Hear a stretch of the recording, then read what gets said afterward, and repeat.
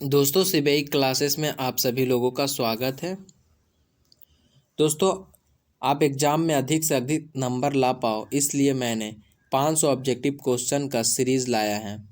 इस वीडियो में हम 50 ऑब्जेक्टिव क्वेश्चन को देखेंगे, वो भी सिर्फ 10 मिनट में।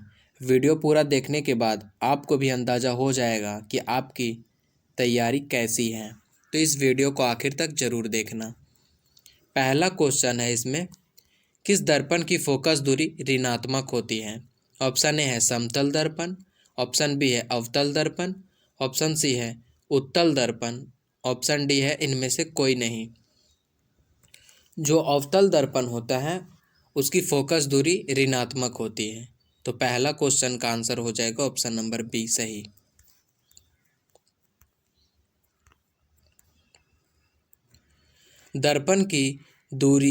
दर्पण की फोकस दूरी f और वक्रता त्रिज्या r में क्या संबंध है? तो पहला जो दिया हुआ है f बराबर r है, उसके बाद दूसरा है f बराबर r/2 और ऑप्शन नंबर सी है f बराबर 2r और f बराबर है 3/2r। तो आप लोगों को पता होगा कि 2f बराबर होता है r, यानी यहाँ पर जो ऑप्शन नंबर बी सही हो जाएगा, ये सही हो जाएगा, यानी f बराबर r/2 हो जाएगा, इसलिए ऑप्शन नंबर बी सही हो जाएगा।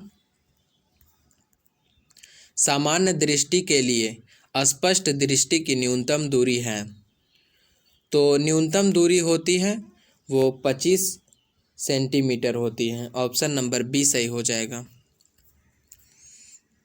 मानव आँख की रेटिना द्वारा बनाई गई छवि होती है, तो मानव आँख के द्वारा जो बनती है रेटिना पर छवि वो होती है वास्तविक और उल्टा, ऑप्शन नंबर बी सही हो जाएगा, वास्तविक और उल्टा।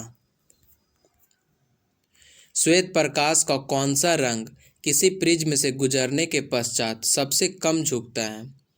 तो जो लाल रंग होता है वो सबसे कम झुकता है, तो ऑप्शन नंबर सी सही हो जाएगा, लाल रंग। आकाश का रंग नीला प्रतीत होता है, तो आकाश का रंग क्यों नीला प्रतीत होता है? प्रकाश के परावर्तन के कारण, या फिर प्रकाश के प्रकीर्णन के कारण, या फिर प्रकाश के अपवर्तन के कारण, या फिर इनमें से कोई नहीं।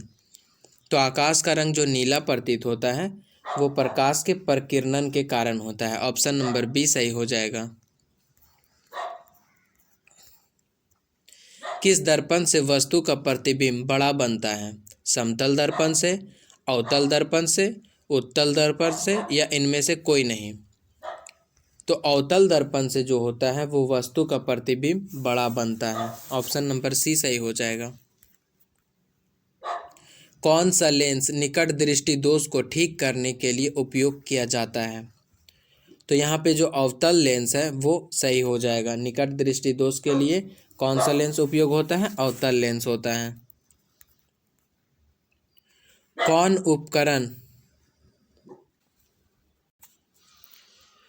उपकरण विद्युत धारा की उपस्थिति दर्शाता है? तो जो गैल्वेनोमीटर होता है वो विद्युत धारा की उपस्थिति को दर्शाता है, ऑप्शन नंबर ए सही हो जाएगा। दाएं हाथ के अंगूठे के नियम को किसने दिया था? तो दाएं हाथ के जो अंगूठे का नियम है वो मैक्सवेल ने दिया था, ऑप्शन नंबर डी सही हो जाएगा, मैक्सवेल। विभवांतर का एसआई मात्रक होता है, तो कितना आसान सवाल है। विभवांतर का एसआई मात्रक क्या होता है? वोल्ट होता है, ऑप्शन नंबर ए सही हो जाएगा। निम्नलिखित में किस संयोजन द्वारा प्रतिरोध का मान बढ़ता है? श्रेणी क्रम में, या फिर समांतर क्रम में, या फिर श्रेणी एवं समांतर दोनों में, या फिर इनमें से कोई नहीं। तो जब हम प्रतिरोधों को श्रेणी क्रम में लगाते हैं तो उसका प्रतिरोध का मान बढ़ता है, यानी ऑप्शन नंबर ए इसका सही आंसर हो जाएगा। चुंबकीय बल रेखा की प्रकृति होती है, तो चुंबकीय बल रेखा की जो प्रकृति होती है वो काल्पनिक होती है। 1 किलोवाट घंटा किसके बराबर होता है? 1 किलोवाट घंटा जो होता है 3.6 गुने 10⁻6 जूल के बराबर होता है, ऑप्शन नंबर सी सही हो जाएगा। यहाँ पर जो 6 है ये 10 पे घात है, 106 मत समझ लेना। नवीकरणीय ऊर्जा का स्रोत क्या है? तो नवीकरणीय ऊर्जा स्रोत वैसा स्रोत होता है जो कभी ख़त्म नहीं होता। तो नाभिकीय ऊर्जा ख़त्म हो सकता है, ये गलत हो जाएगा। सौर ऊर्जा, ये सही है। सौर ऊर्जा कभी नहीं ख़त्म होगा, यानी नवीकरणीय ऊर्जा स्रोत सौर ऊर्जा हो जाएगा। ऑप्शन नंबर बी सही। कौन सा लेंस अपसारी लेंस भी कहा जाता है? तो अपसारी लेंस वैसा लेंस होता है जो प्रकाश की किरणों को फैला देता है। तो अवतल लेंस जो होता है वो प्रकाश की किरणों को फैलाता है, इसलिए इसका सही आंसर हो जाएगा ऑप्शन नंबर ए। और अभिसारी अगर जो पूछेगा तो अभिसारी उत्तल लेंस हो जाएगा, या प्रकाश की किरणों को एक जगह केंद्रित कर देता है। तो यहाँ पे पूछा गया अपसारी लेंस, इसलिए इसका सही आंसर हो जाएगा ऑप्शन नंबर ए, अवतल लेंस। प्रकाश का प्राथमिक वर्ण कौन है? तो प्रकाश का जो प्राथमिक वर्ण है इनमें से सभी हो जाएगा, लाल, नीला, हरा, सभी।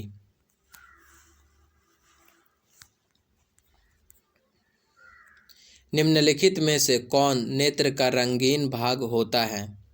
तो नेत्र का जो रंगीन भाग होता है वो आइरिस होता है। ऑप्शन नंबर डी सही हो जाएगा, आइरिस नेत्र का रंगीन भाग है। 1 HP बराबर है, तो 1 HP जो बराबर होता है वो 746 वाट के बराबर होता है। 1 HP 746 वाट के बराबर होता है।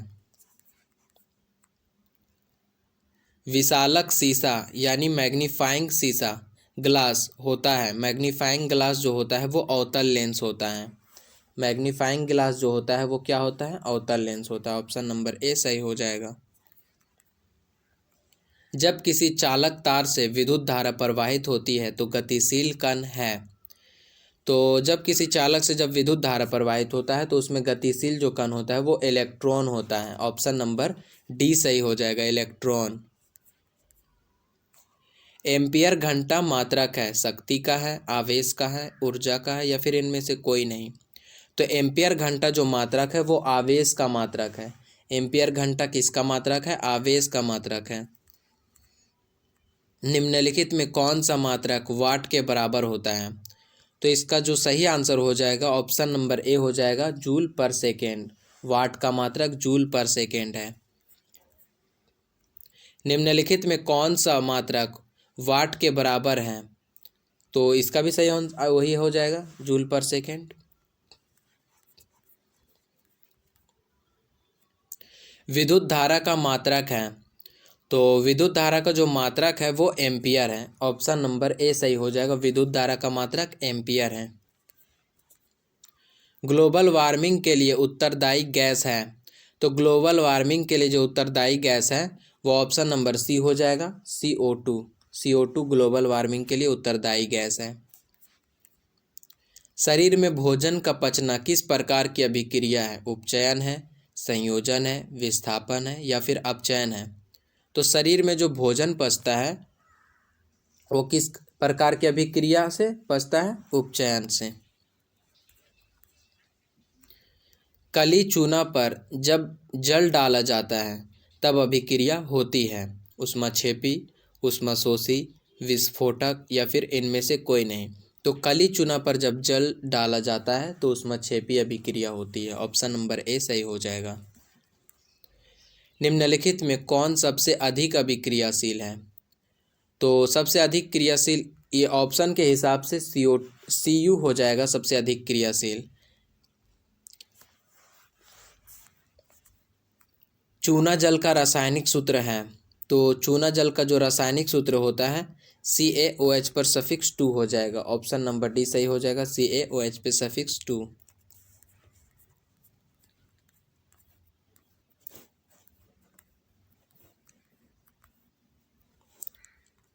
ये जो सक्रियता श्रेणी है इसको जरूर याद रख लेना।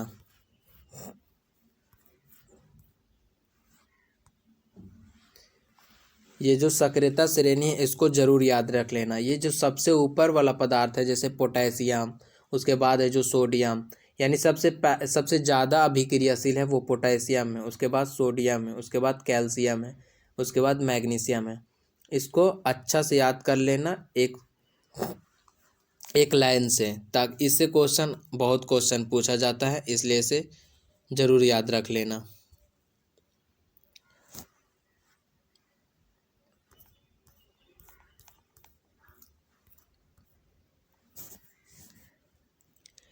कोई विलयन लाल लिटमस को नीला कर देता है, उसका पीएच मान होगा। तो जो भी विलयन लाल लिटमस को नीला करता है, नीला कर रहा है यानी वो क्षार होगा विलयन। तो क्षार का जो मान होता है पीएच मान 7 से ज़्यादा होता है। तो यहाँ पे जो 7 से ज़्यादा है बी और ए दोनों है, यानी इसका सही आंसर हो जाएगा ऑप्शन नंबर डी, ए और बी दोनों क्षार विलयन है। एल्काइन में कार्बन कार्बन के बीच कितने सहसंयोजक बंधन होते हैं? तो सबसे शुरू में हम लोग देखते हैं एल्केन में जो होता है वो सिंगल बॉन्ड होता है, एल्कीन में डबल बॉन्ड होता है, जबकि एल्काइन में ट्रिपल बॉन्ड होता है, यानी ऑप्शन नंबर यहाँ पे सी सही हो जाएगा, ट्रिपल बॉन्ड। ग्लूकोज का आणविक सूत्र क्या है? तो ग्लूकोज का जो आणविक सूत्र होता है C6H12O6 होता है, ऑप्शन नंबर ए सही हो जाएगा। उच्च वसीय अम्ल के सोडियम लवण कहलाते हैं। तो उच्च वसीय अम्ल के जो सोडियम लवण है वो साबुन कहलाते हैं, ऑप्शन नंबर ए सही हो जाएगा।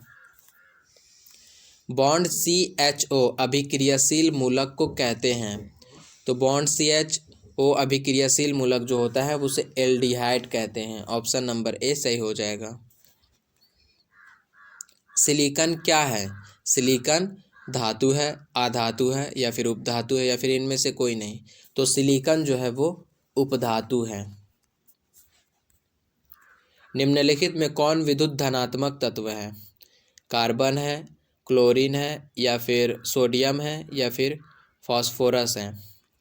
तो विद्युत धनात्मक तत्व जो है वो सोडियम है, विद्युत धनात्मक तत्व। निम्नलिखित में किस धातु को केरोसिन में डुबाकर रखा जाता है? तो केरोसिन में जो डुबाकर रखा जाता है वो सोडियम को रखा जाता है, ऑप्शन नंबर बी सही हो जाएगा, सोडियम। अपमार्जक से बनाए जाते हैं सर्फ एक्सल या फिर शैम्पू या फिर इजी सर्फ या फिर उपयुक्त सभी। तो अपमार्जक से जो बनाए जाते हैं वो ये सभी बनाए जाते हैं, Surf Excel, shampoo, easy Surf, इनमें से सभी। सौर सेल में किसका उपयोग होता है? प्लास्टिक का, सिलिकॉन का, यूरेनियम का या फिर प्लूटोनियम का? तो सौर सेल में जो उपयोग होता है वो सिलिकॉन का होता है, ऑप्शन नंबर बी सही हो जाएगा। 2Cu+O2 2CuO है, ऑक्सीकरण अभिक्रिया या फिर अपघटन अभिक्रिया या फिर उदासीनीकरण अभिक्रिया या फिर विस्थापन अभिक्रिया? तो यहाँ पे जो है Cu का ऑक्सीकरण हो रहा है। तो यहाँ पे जो है Cu का क्या हो रहा है? ऑक्सीकरण हो रहा है, इसलिए यह ऑक्सीकरण अभिक्रिया हो जाएगा। ऑक्सीजन जुड़ रहा है इसलिए यह ऑक्सीकरण अभिक्रिया हो जाएगा। निम्नलिखित में कौन सा समीकरण संतुलित नहीं है? तो पहला समीकरण देखते हैं। पहला समीकरण में हाइड्रोजन बाएं साइड 2 हैं, दाहिने साइड भी 2 हैं, यानी ये संतुलित है। फिर क्लोरीन देखते हैं, यहाँ भी 2 हैं, यहाँ भी 2 है क्लोरीन, इसलिए ये भी संतुलित हो गया। अब दूसरा देखते हैं option number B. Option number B में है यहाँ पे जो Pb है वो 1 है, इधर भी Pb 1 है, संतुलित है। यहाँ पे जो नाइट्रोजन है वो 2 है और इधर नाइट्रोजन 1 ही है, यानी ये असंतुलित हो जाएगा। यहाँ पे नाइट्रोजन 2 है, क्या है कि ये जो है दोनों के लिए, ऑक्सीजन के लिए भी है और नाइट्रोजन के लिए भी है। तो नाइट्रोजन यहाँ पर 2 है लेकिन यहाँ पे नाइट्रोजन 1 ही है, तो इसका सही आंसर हो जाएगा ऑप्शन नंबर बी, जो कि समीकरण संतुलित नहीं है। उदासीन विलयन का पीएच मान होता है। तो कोई भी उदासीन विलयन जो होता है उसका पीएच मान 7 होता है। क्रायोलाइट अयस्क है, तांबा का है, लोहा का है, मैग्नीशियम का है या फिर एल्यूमिनियम का है? तो क्रायोलाइट जो अयस्क होता है वो एल्यूमिनियम का होता है अयस्क। फॉर्मिक अम्ल का IUPAC नाम है। तो फॉर्मिक अम्ल को मेथनोइक अम्ल भी कहा जाता है, ऑप्शन नंबर ए सही हो जाएगा। इथाइल अल्कोहल का अणुसूत्र है तो इथाइल अल्कोहल इथ आ रहा है, यानी कार्बन का संख्या यहाँ पर 2 होना चाहिए। तो कार्बन का संख्या यहाँ पर 2 है ऑप्शन नंबर सी में। और इथाइल है यानी 2 दूना 4 1 5, 2 दूना 4 1 5 है। इसका सही आंसर हो जाएगा option number C. Ethyl alcohol का अणुसूत्र है C2H5OH। एल्काइन कौन है? तो एल्काइन वैसा होता है जिसमें 2 कम होता है, कार्बन का जो संख्या होता है उससे 2 कम, मतलब सूत्र के हिसाब से। जैसे एल्काइन का सूत्र क्या होता है, CN होता है, उसके बाद H2N, उसके बाद -2 होता है, ये होता है एल्काइन का सूत्र। तो एल्काइन यानी कार्बन यहाँ पर 2 होगा, तो कार्बन इसमें 2 नहीं है, इसमें भी कार्बन 2 नहीं है, यानी A और B हो सकता है। तो पहला देखते हैं, 2 यहाँ पे रखेंगे तो 2 दूना 4 हो जाएगा और 4 में 2 जाएगा यानी 2। इसका सही आंसर हो जाएगा ऑप्शन नंबर ए। एल्काइन कौन है? तो C2H2 एल्काइन है। चीनी का रासायनिक सूत्र है, तो चीनी का जो रासायनिक सूत्र होता है C12 होता है, H22 होता है और O11 होता है। तो इसका सही आंसर हो जाएगा ऑप्शन नंबर बी। श्वसन के अध्ययन के लिए उपयोग किए जाने वाले बीज हैं, सूखे बीज हैं या फिर अंकुरित बीज है या फिर उबला हुआ बीज है या फिर कुचले हुए बीज हैं। तो श्वसन के अध्ययन के लिए जो हम लोग उपयोग करते हैं वो उपयोग किया जाता है अंकुरित बीज का। मानव वृक्क किस प्रणाली का एक हिस्सा है? तो मानव वृक्क जो है उत्सर्जन से संबंधित है, उत्सर्जन हो जाएगा इसका सही आंसर ऑप्शन नंबर सी। आगे के क्वेश्चन हम लोग नेक्स्ट वीडियो में देखेंगे। टोटल 500 क्वेश्चन मैं साइंस से करा दूंगा, इसलिए निश्चिंत रहो।